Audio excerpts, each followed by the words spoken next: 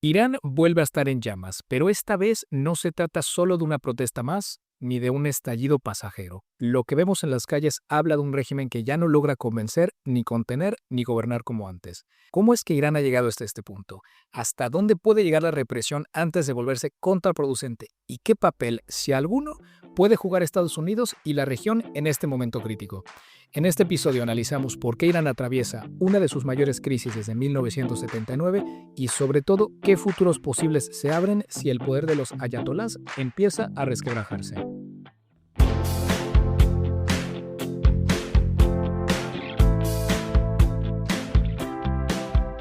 Hola a todos, bienvenidos de vuelta a War Diplomacy. Hablo una vez más, Fabio Almada aquí desde Bruselas.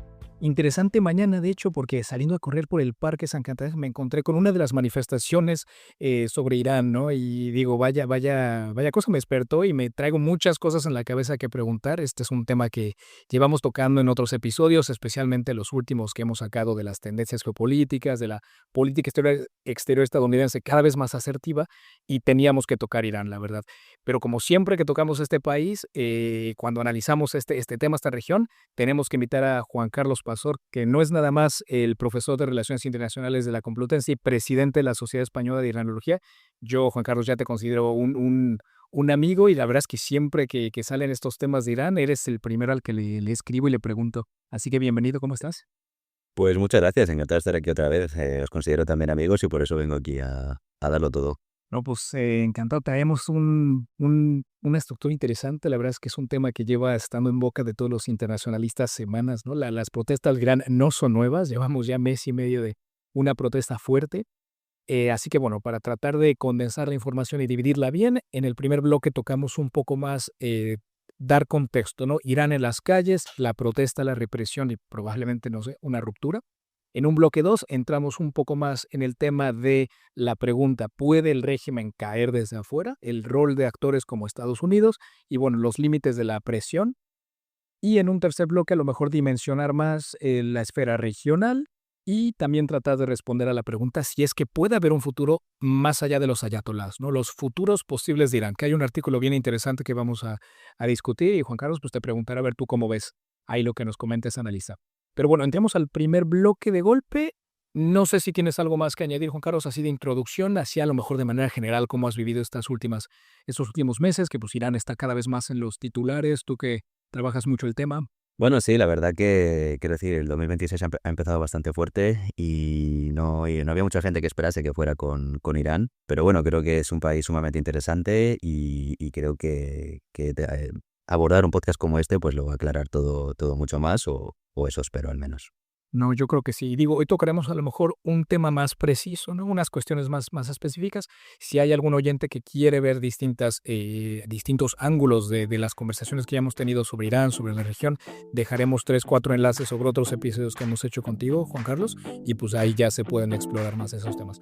Pero bueno, entremos al primer bloque y analicemos un poquito en contexto qué está pasando hoy en día con las protestas en Irán.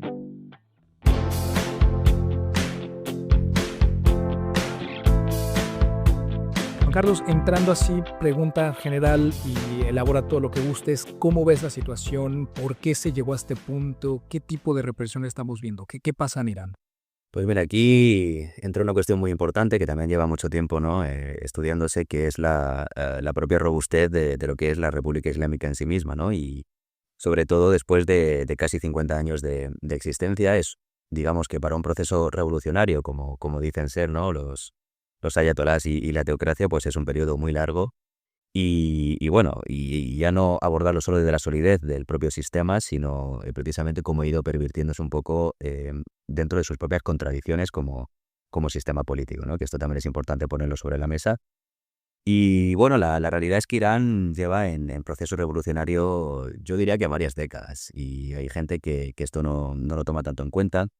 Y para mí, creo que la que representa el inicio de todo esto fue la del año 2009, ¿no? La Revolución Verde, que además es muy interesante porque es considerada una primavera iraní, varios años antes de que empezaran a surgir las primaveras árabes.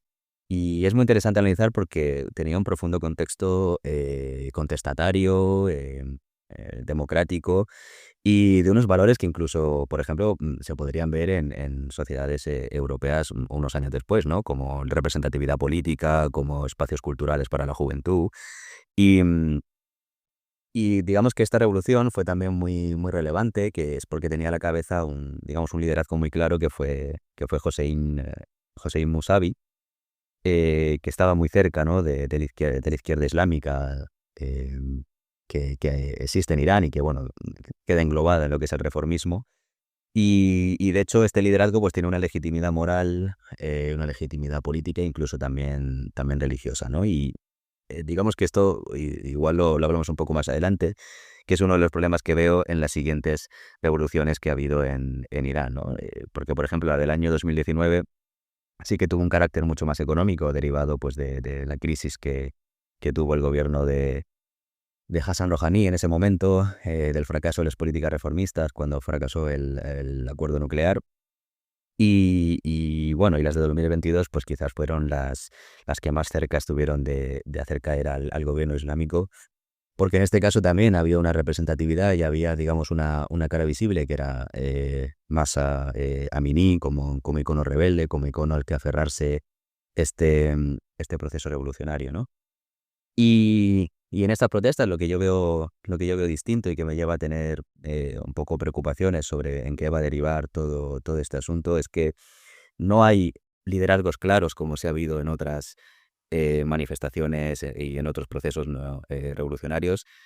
Y, y aquí pues ha dejado paso, ¿no? A una figura que seguramente luego hablaremos de ella, que es la figura del heredero Pahlavi, que sin duda lo que está intentando con todas sus fuerzas convertirse en ese icono a la que se pueda aferrar el pueblo iraní, pero que digamos que es un liderazgo que lleva muchos años fuera de Irán, que no tiene lazos muy profundos digamos, con la disidencia que está en Irán, lo que es dentro del país, y que también genera pues mucho rechazo entre las propias disidencias, digamos, fuera de Irán, porque lo ven como una figura que no quiere mancharse las manos, ¿no? Mientras la disidencia interna está en las cárceles, está siendo, pues ya lo has visto, ¿no? Reprimida, pues él está bajo la protección de Estados Unidos y de Netanyahu, ¿no? Y aquí es un poco pues donde van mis preocupaciones, porque esto puede ser bastante fatal, ¿no? A nivel de cómo acabaron, si analizas, por ejemplo, las primaveras árabes, de los liderazgos un poco vacíos y en qué ha derivado todo ese proceso revolucionario árabe.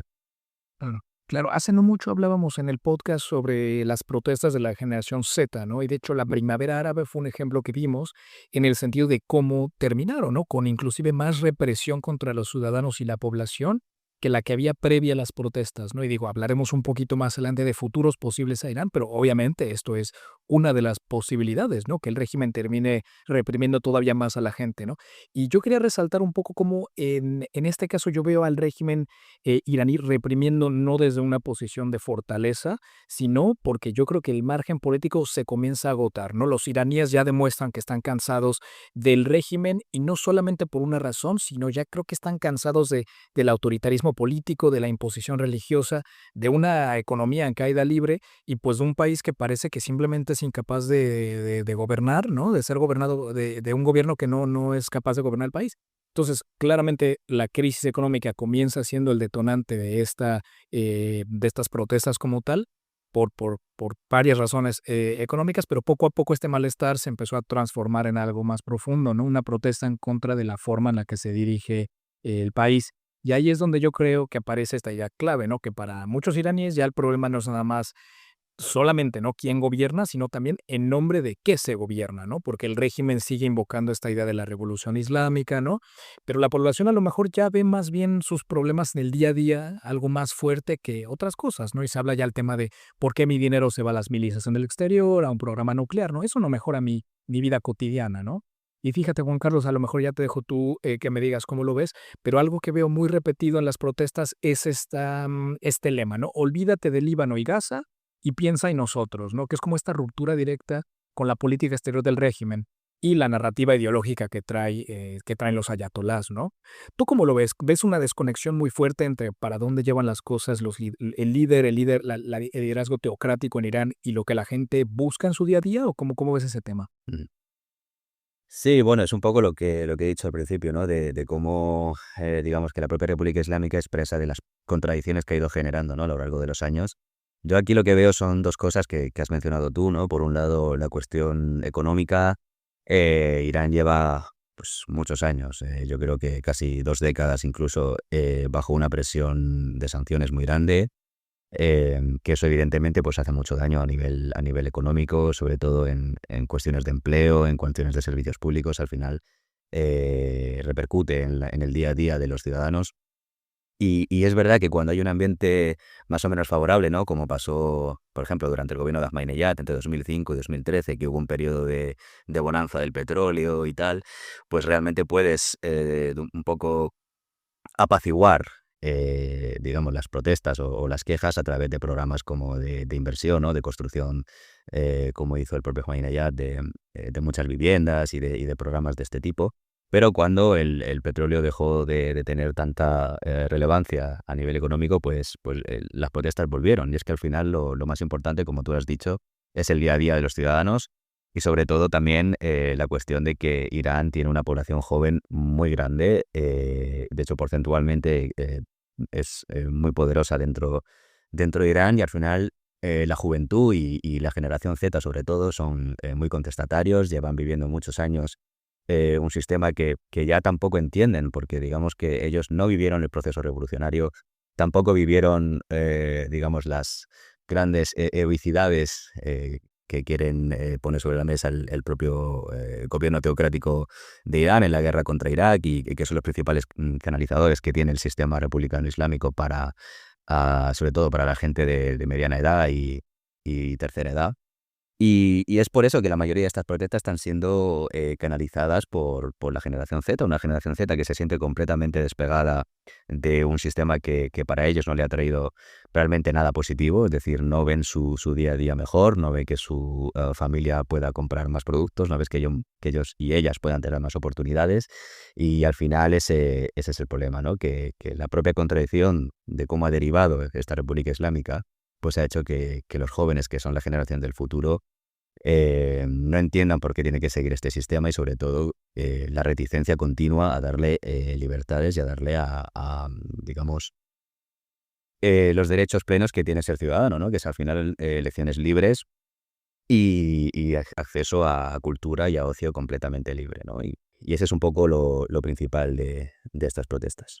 Claro, y aquí también creo que tocas algo que hablábamos antes de grabar, ¿no? Que era la figura de, pues sí, del Shah y que gran parte de la población iraní no conoció esos días a los que ahora están tratando de muy melancólicamente recordar, ¿no? Entonces es interesante ver que sí, claro, la población no recuerda esa época de la revolución, pero también es tan joven que no recuerda lo que pasó antes, que tampoco eran días soleados y de gloria eterna para Irán. Digo, también tuvo complicaciones fuertes, ¿no? Entonces, Juan Carlos, ya a lo mejor elaborando un poco más sobre sí la figura del Shah, ¿cómo ves este rol, no? De la gente pidiendo a lo mejor que él vuelva. Creo que hace poco igual hizo una entrevista con The Economist donde estaba hablando de él, cómo veía su rol dentro de esto y tal. Tocando estos aristas del Shah, esta figura, ¿cómo lo ves? A ver, es una figura bastante controvertida, yo tengo mis opiniones, pero claro, no, al final, pues aquí lo que importa es la opinión de los ciudadanos y ciudadanas de Irán, ¿no?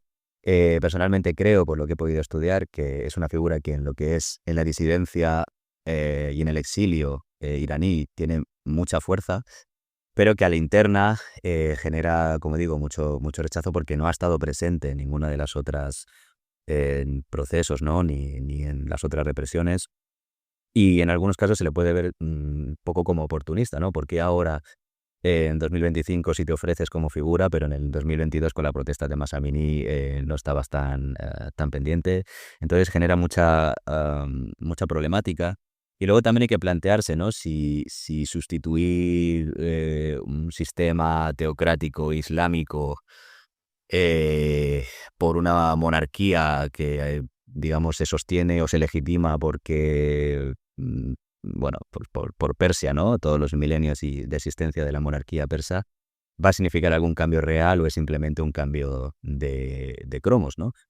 Y, y bueno, es cierto que al final la nostalgia juega mucho, o sea, tiene mucha presencia en todo esto y es curioso que esa nostalgia tenga tanto impacto en una generación que tampoco conoció, como tú has nombrado, ¿no? A la etapa de la monarquía Pahlavi, que como tú dices, no fue un camino de rosas, tampoco fue realmente positiva en términos de libertades internas, porque, por ejemplo, la policía secreta iraní en ese momento, ¿no? Que era la Sabak, también reprimió muy duramente las disidencias democráticas, las disidencias comunistas, hizo muchísimo daño, ¿no? A todos esos movimientos. Recordemos también que el padre del actual heredero está ahí porque hubo un golpe o sea, un golpe organizado por la CIA, ¿no? Un golpe a Mossadegh, que la operación Ajax.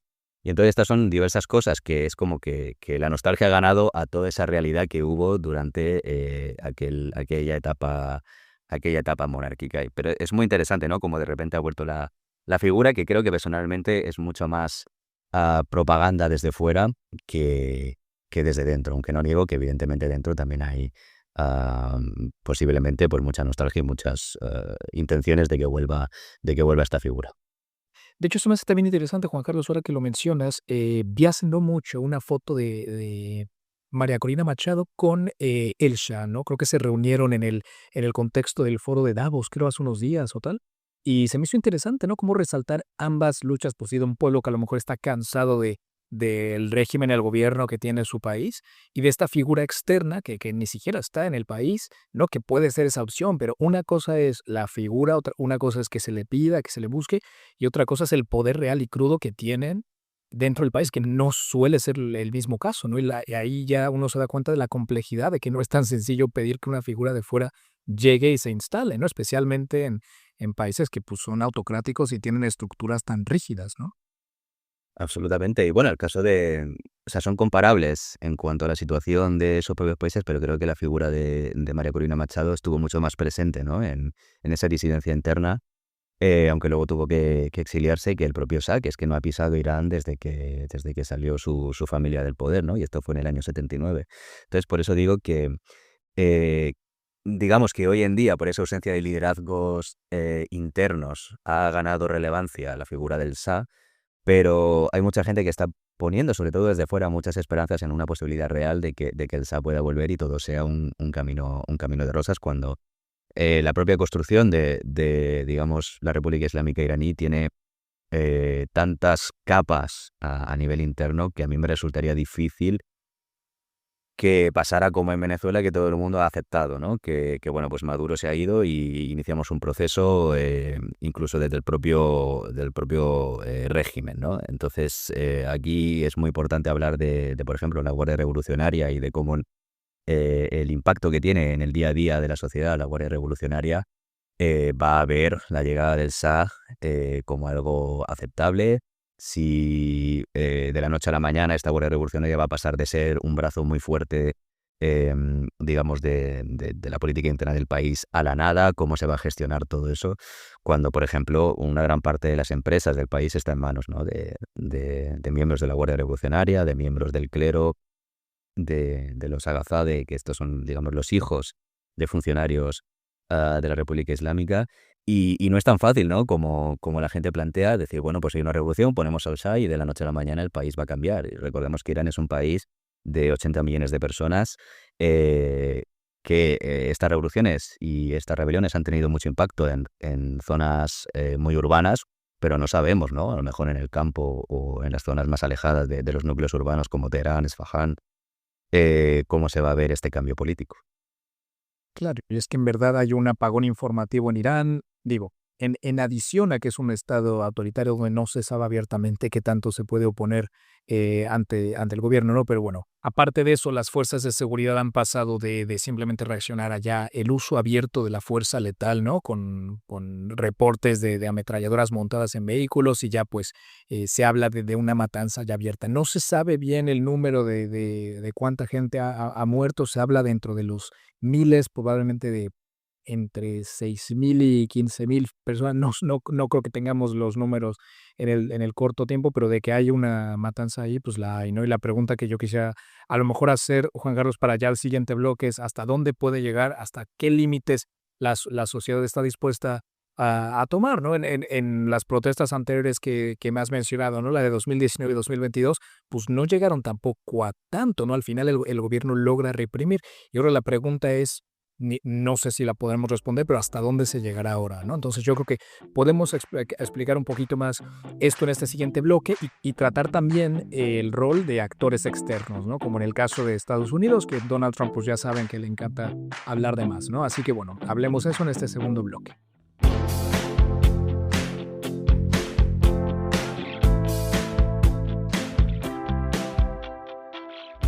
Pues entremos en este segundo bloque y tratemos de responder si es que de verdad puede caer el régimen desde fuera, ¿no? Toquemos el rol de Estados Unidos, ¿no? Todo esto que se está escuchando últimamente. Creo que hace poco se anunció que se está regresando un portaaviones a la zona y bueno, todos los límites de la presión y la represión que vemos en Irán.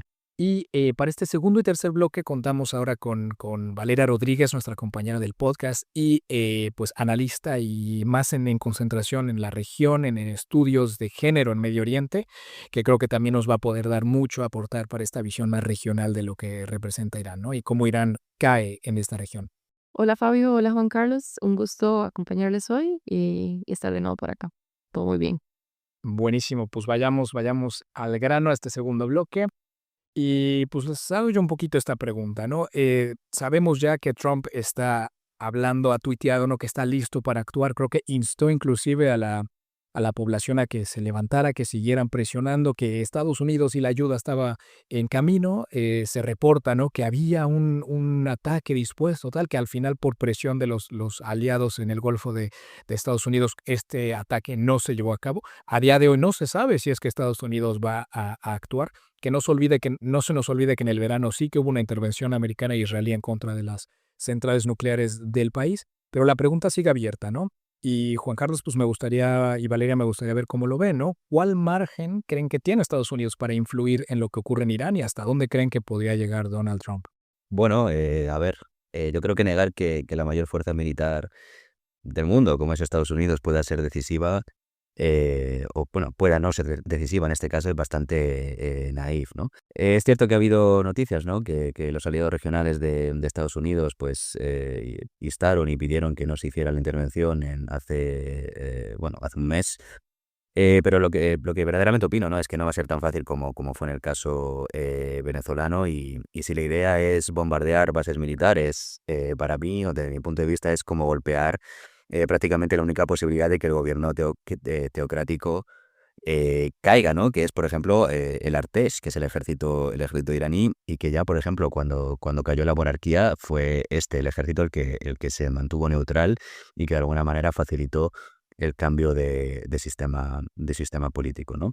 Entonces, en el caso de que la idea sea atacar a las bases de la Guardia Revolucionaria, pues hay que tener claro que muchas de estas bases están en núcleos urbanos y creo que esto es mucho más sensible, ¿no? Al final, como he mencionado previamente, la Guardia Revolucionaria es determinante dentro de Irán y en la propia supervivencia del sistema republicano islámico, pero creo que la gente puede llegar a estar un poco equivocada si cree que esto es solo una cuestión de matar a la Guardia Revolucionaria, ¿no? Por decirlo así, y ya está, ¿no? Porque realmente la Guardia Revolucionaria no es solo un brazo armado, sino que es todo un entramado político, económico y social.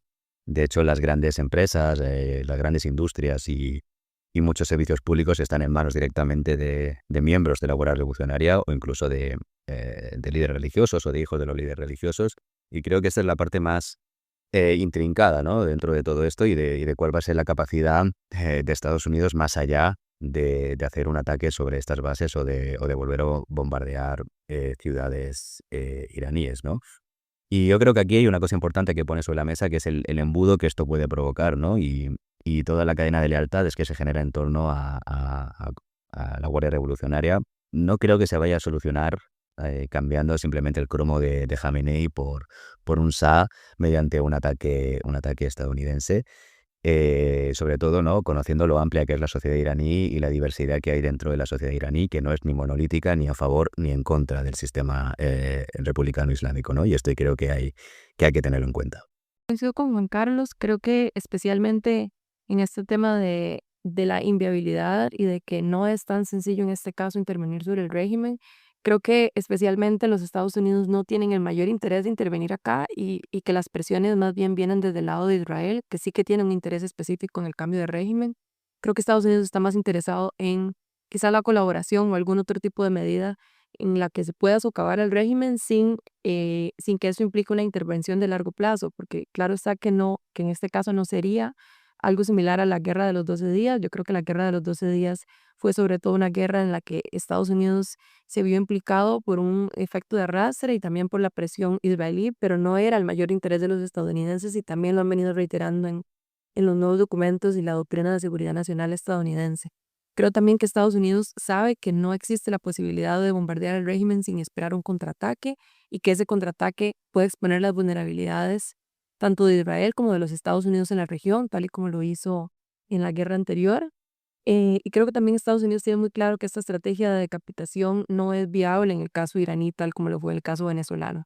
En decapitar o acabar con el régimen de los ayatolás no es tan sencillo como simplemente bombardear y apuntar a Jamenei, sino que tiene también otras implicaciones e implica una intervención de largo plazo a la que la administración Trump no está dispuesta a arriesgarse.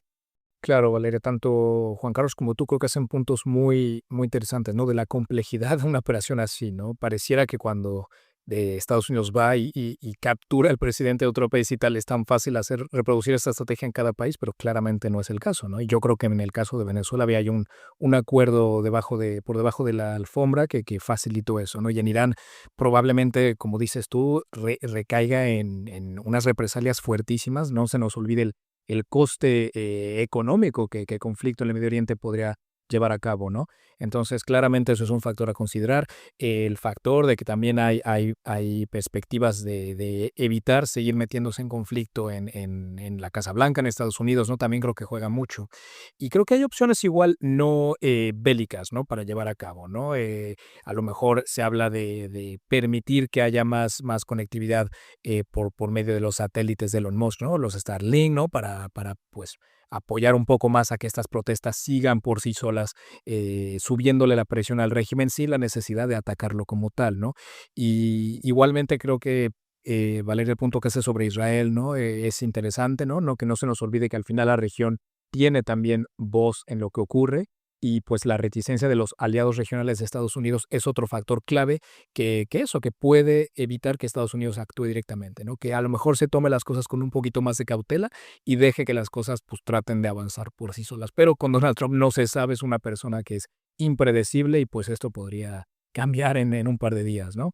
Igualmente yo creo que otro tema a tocar es el riesgo de represalias internas, ¿no? Lo que se le llama el efecto boomerang, que creo que Juan Carlos tocabas tú, ¿no? Como históricamente el régimen iraní ha sabido usar la presión externa para cerrar filas y incrementar la presión interna, ¿no? Reforzando esa narrativa de asedio y presentar, pues, a lo mejor las protestas como una conspiración occidental, ¿no? Creo que también el no atacar hace que las protestas no pierdan esa legitimidad. Pero, Juan Carlos, Valeria, me gustaría preguntarles igual, ¿ustedes cómo creen que la región está percibiendo esta crisis? ¿Creen que hay indiferencia, preocupación? ¿Cómo creen que ven los otros países de la región que las protestas en Irán están subiendo de nivel?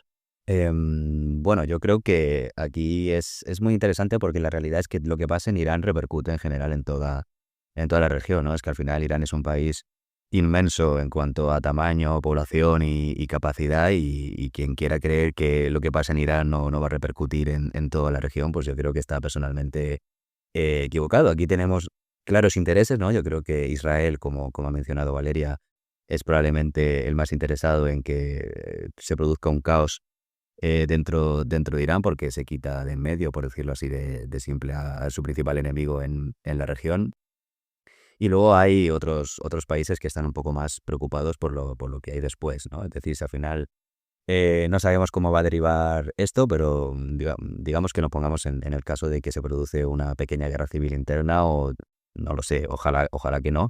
pero eso generaría, por ejemplo, flujos de refugiados, generaría problemas, ¿no? En las fronteras que tiene, por ejemplo, Irán hacia digamos, Afganistán, Pakistán y toda esta zona, que creo que no se tiene tampoco mucho en cuenta. Y aquí hay aliados regionales de Estados Unidos con muchas preocupaciones, como puede ser, por ejemplo, Qatar, y como estoy seguro que también es Arabia Saudí, que a pesar de que es un rival directo de Irán, creo que no es, o sea, que tiene bien claro cuál puede ser las repercusiones a nivel geopolítico en la región de que caiga algo tan grande como puede ser Irán, y sobre todo, como digo, y vuelvo a insistir, qué van a hacer todos esos elementos y estamentos que durante 50 años han estado presentes digamos, en las decisiones geopolíticas, ¿no? Como es la Guardia Revolucionaria, como es el ejército iraní.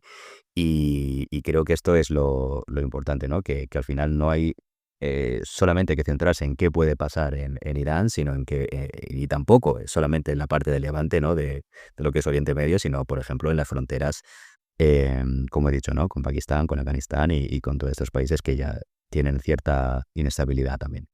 Totalmente, yo creo que justo lo que menciona Juan Carlos, de no entenderlo solo como algo del Medio Oriente, sino también tal vez un Medio Oriente ampliado. Incluso hay otros focos de tensiones que en este momento estamos viendo, sobre todo en el Cuerno de África, que hacen que la palabra para mí, siguiendo tu pregunta, Fabio, la palabra para mí es preocupación. Creo que ese es el sentimiento o la reacción de las principales potencias regionales. Creo que pese a que Irán es un régimen con el que no necesariamente colaboran todo el tiempo, sí es un régimen que en alguna medida trae estabilidad regional y un contrapeso a otras amenazas en la región. Y mientras tanto, las potencias están preocupadas por varios escenarios de conflicto que tenemos en estos momentos. Siria es uno de ellos, las minorías kurdas, sobre todo en este momento, cuentan con una gran preocupación por la ampliación y la amenaza del gobierno sirio en contra de estas regiones y su autonomía. Palestina es un tema aún irresuelto. Yemen, en donde la confrontación cada vez es más directa entre las potencias del Golfo.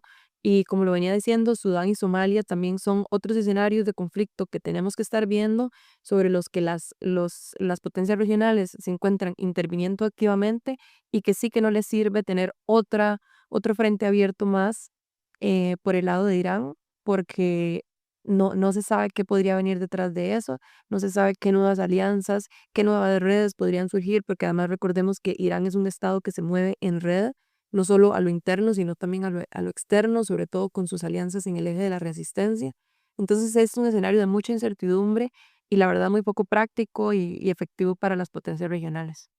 Claro, y aquí, vale, me viene a la cabeza que en los últimos episodios del podcast hablando de las tendencias y a dónde va el mundo, en el episodio en inglés, ¿no? De estas tendencias de 2026, hablábamos de quiénes eran los perdedores del año, ¿no? Y tanto un candidato de 2026 como de 2025 era el régimen iraní, por esto mismo que andas diciendo, ¿no? Cómo su red de proxies pues fue brutalmente, significativamente reducida estos últimos años, el programa nuclear ya ni se diga, y en adición a eso, pues el tema de hoy, ¿no? Las protestas y este cansancio social que tiene el régimen, pues viendo por dónde tirarle, ¿no?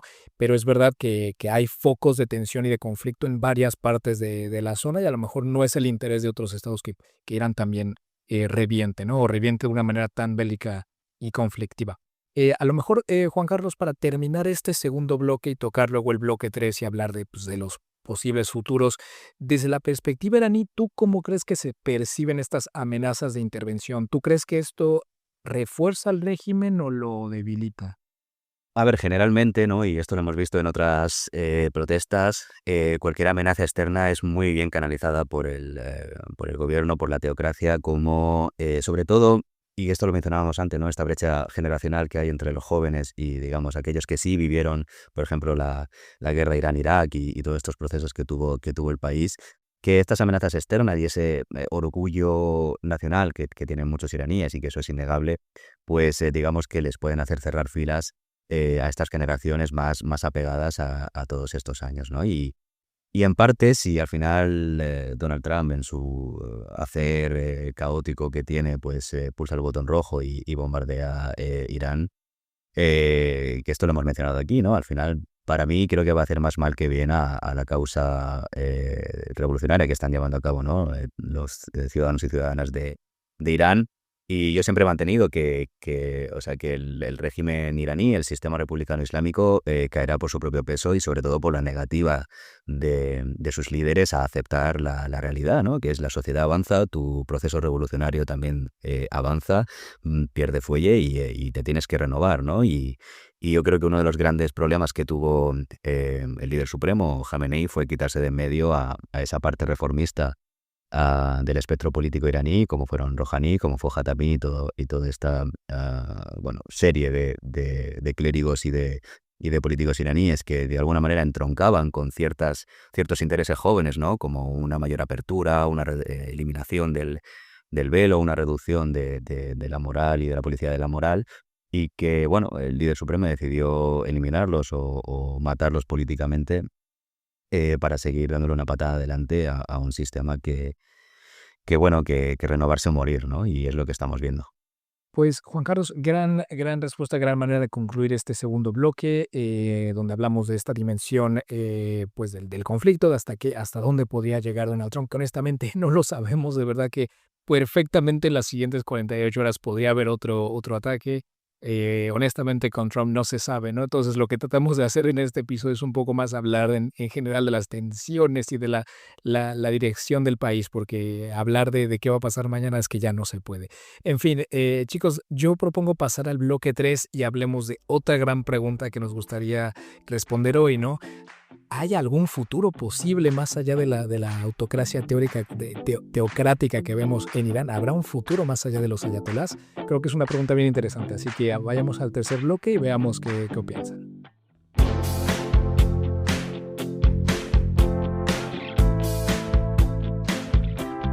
Juan Carlos, Valeria, hace no mucho leí un artículo que me encantó. Se llamaba El otoño de los ayatolás de Karim Sajapur, creo que estaba en Foreign Affairs. De hecho, hay un podcast, hay la versión podcast de ese artículo muy buena, lo pondremos igual aquí en las recomendaciones del episodio. Y está bien interesante tocar su argumento como un marco intelectual, ¿no? Para ver cómo hay distintos posibles futuros de a dónde podría Irán irse después de los ayatolás, ¿no? Y bueno, no solamente si es que la ideología teocrática en iraní pueda sobrevivir, sino a lo mejor es que algo termine reemplazándola.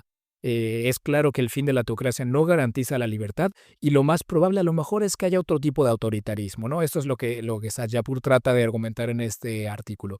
Y él presenta 5, me parece que un par más, pero bueno, hablemos de 5 casos y nos los ejemplifica con procesos históricos de otros países para entenderlos, ¿no?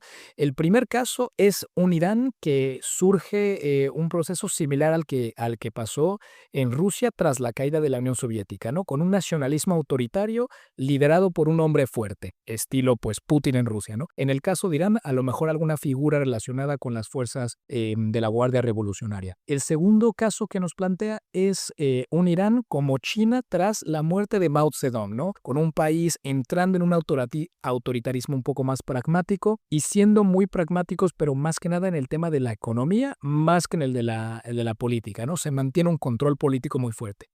Luego nos propone un caso de un Irán como Corea del Norte, ¿no? Un aislamiento internacional, represión total y a lo mejor buscar un paraguas nuclear para protegerse de intervenciones.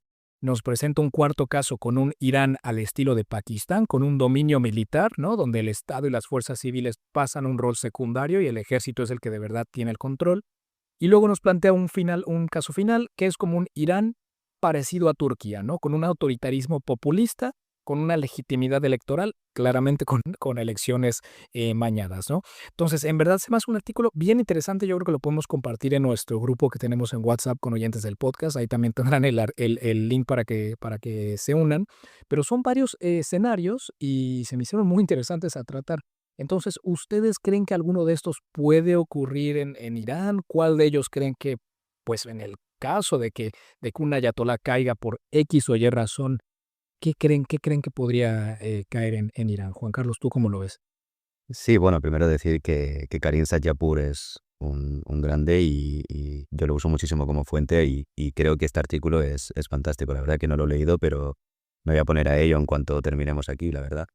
Y personalmente, ¿no? Si tuviera que hacer una apuesta, y esto lo llevo hablando cuando abordo la cuestión, ¿no? Que es, digamos, una toma progresiva del poder por la parte militarista de la República Islámica, ¿no? Sobre todo la parte de la Guardia Revolucionaria y creo que en menor medida el ejército. Y aquí también hay una cuestión importante que es la fase del posislamismo, que es digamos, una fase que se está viendo claramente en Irán, que es como, digamos, que los jóvenes ya no están tan ligados a los valores del Islam y eso no necesariamente hace que una sociedad se desislamice, sino que se dé paso a otras fórmulas, ¿no? que podemos ver, fórmulas más democráticas, fórmulas más abiertas. Y creo que esta es un poco la fase que estamos asistiendo en Irán, ¿no? Y digamos que como todo proceso revolucionario, que esto también lo he mencionado antes, pues las revoluciones tienen fases y es evidente que la revolución islámica iraní está en una fase claramente de proceso de cambio, una fase que a lo mejor, ¿no? Como se decía en la revolución francesa, era la fase de termidor, que era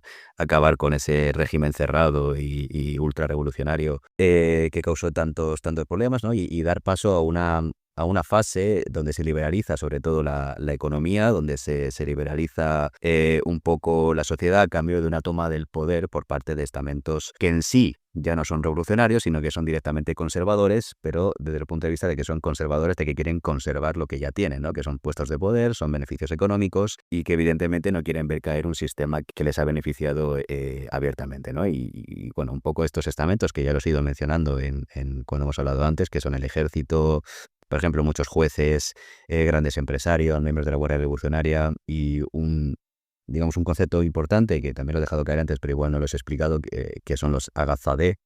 No sé pronunciarlo en persa, lamentablemente, pero se escribe agazadeh, que básicamente son los hijos, ¿no? de los funcionarios islámicos y de los líderes clericales que han sido evidentemente grandes beneficiados del reparto del poder económico piramidal que se suele dar en estos sistemas políticos y que tampoco van a dejar a un lado este poder que tienen, ¿no? Por ejemplo, una figura relevante de estos agazadés, el Mojtaba Jamenei, que es el hijo del líder supremo de Irán y que, por ejemplo, figura entre los que pueden suceder a su padre en el liderazgo supremo, ¿no? Y bueno, yo creo que todas las opciones que da Karim Shahpur pueden caer, pero lo que tengo bastante claro y hace en noviembre hablé de esto, es que lo que vamos a ver por parte del gobierno, si no cae en los meses que viene, es un refuerzo del nacionalismo y un giro hacia lo persa, ¿no? Que de hecho ya se está dando en Irán y que hemos estado viendo últimamente, digamos, promocionada por el gobierno, como por ejemplo erigir estatuas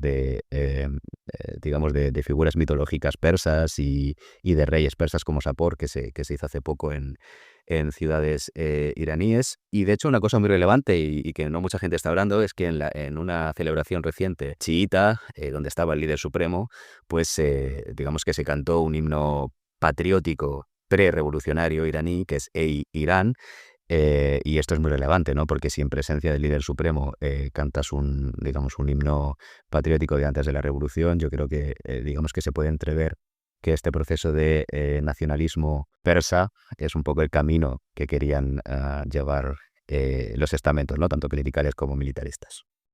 A mí ya me llama la atención algo de los escenarios que propones, y es que no parece estar entre estos escenarios, y yo también coincido en ese sentido con el autor y con vos, no parece estar como la democracia plena, que es justamente lo que se ha convertido en uno de los móviles de las protestas, que inician por razones económicas, pero que avanzan hacia una mayor democratización. Y no pareciera estar porque yo creo que el entorno regional no está brindando las condiciones para que eso sea una posibilidad orgánica, lo cual es también lamentable y nos pone ante un escenario pesimista. Para mí existen dos escenarios principales que de alguna manera resumen estas posibilidades que nos traes a la mesa, y es un aumento de los autoritarismos por medio de medidas represivas del Estado, un autoritarismo que permitiría expandir el poder y consolidarse ante este escenario, pero que también implica necesariamente promover ciertas reformas. Yo creo que a este punto es insostenible mantener el régimen en las condiciones en las que se encuentra y necesariamente se van a tener que adoptar reformas internas. Y el otro escenario en el que existe un cambio de régimen es un escenario en el que puede existir ya sea caos interno o también una autoridad externa que es impuesta y que necesariamente conduce a un aumento de los autoritarismos para poder sostenerse. Entonces, para mí, yo creo que es claro que estamos ante el fin de una etapa y el inicio de otra. sea cual sea el escenario en el que esto termine, necesariamente habrán reformas o habrán cambios internos para cualquiera que sea el régimen que se tenga que sostener debido a la complejidad de la sociedad iraní. Y creo también que esto tiene una consecuencia principal, que es la reconfiguración de la forma en la que se está ejerciendo la guerra híbrida hacia Irán. Y que en esto los actores regionales van a tener que plantearse nuevas estrategias y nuevas modalidades para poder intervenir sobre el régimen. Claro, creo que ambos le pegan al grano, es que no es tan fácil, ¿no? Como que se cae la autocracia del día a la mañana y estoy de acuerdo con ambos a cierto punto, creo que va a haber una cierta adaptación de cómo el sistema opera para apaciguar un poco esta ansiedad social, pero no es como que se va a soltar el poder y venga transición democrática en Irán, ¿no? Pero la pregunta es esa, ¿no? ¿Para dónde van a terminar yendo las cosas? Que no se nos olvide que el líder supremo de Irán tiene 86 años y puede que ahora no sea este año su caída, pero a ver, otros 10 años yo dudo mucho que le queden. Entonces, ¿quién va a seguir? Y Juan Carlos, hablas de este otro personaje, creo que es muy interesante a tratar, este Mustafa Khamenei, su hijo, pero también es verdad que el movimiento revolucionario en Irán iba en contra pues de ese nepotismo, ¿no? Entonces también que le den a él el poder implicaría también muchas cosas, ¿no? O otro clérigo de Irán, pues a lo mejor trae otras ideas. En verdad, se abre un poco la cuestión y ya en verdad no sabemos para dónde van a llevar las cosas. Y si aparte de todos estos distintas perspectivas de gobernanza, la sociedad está buscando un cambio, pues complicas más la cosa, ¿no? Ahora, ¿a dónde va a llevar eso? No lo sé. Creo que Sayapur nos propone interesantes cosas, pero creo que, como Valeria lo dice, algo claro es, democracia plena, probablemente no. Probablemente sea otro tipo de autoritarismo que se adapte a por dónde van las cosas, ¿no? ¿Y qué tipo de figura emerja? Pues bueno, yo no pongo aquí la mano en el fuego para decirte quién va a ser. Yo creo que esto es una figura que pues poco a poco nos daremos cuenta conforme pasen estos siguientes meses y años. Juan Carlos, Valeria, creo que hemos tocado de verdad muy buenos temas. Llevamos ya un poquito menos de una hora hablando y podíamos hablar otra hora más, estoy seguro. Pero yo creo que es buen momento para empezar a lo mejor concluir un poquito, ver para dónde podían ir las cosas en la región, en Irán, y pues les paso a ustedes el micrófono, ¿no? Así si quieren a lo mejor hacer un análisis regional, poniendo a Irán ahí en el centro de la ecuación, ¿cómo ven las cosas para 2026, tanto en Irán como en el Medio Oriente? Tampoco tienen que ser súper específicos, pero así en términos generales, ¿para dónde creen que se orienta la región?